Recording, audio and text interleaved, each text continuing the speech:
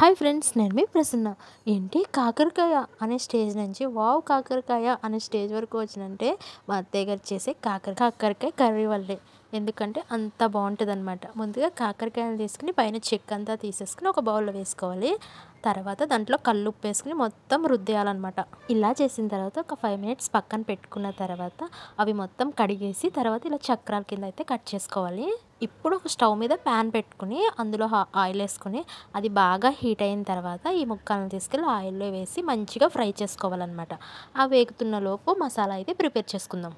మసాలా కోసం ఒక mixie jar తీసుకుని అందులో కొంచెం కొబ్బరి, 4-5 వెల్లుల్లి రబ్బలు, ఇంకా బెల్లం, ఇంకా కారం, తగినంత సాల్ట్ వేసుకుని మిక్సీ అయితే చేసుకోవాలన్నమాట మెత్తగాని.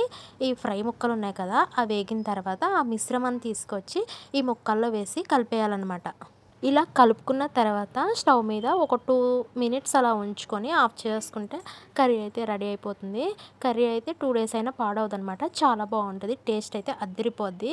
మీరు కూడా ఒకసారి ట్రై చేసి ఎలా వచ్చిందో కామెంట్ చేయండి. మన వీడియో నచ్చితే లైక్ చేయండి, సబ్స్క్రైబ్ చేసుకోండి.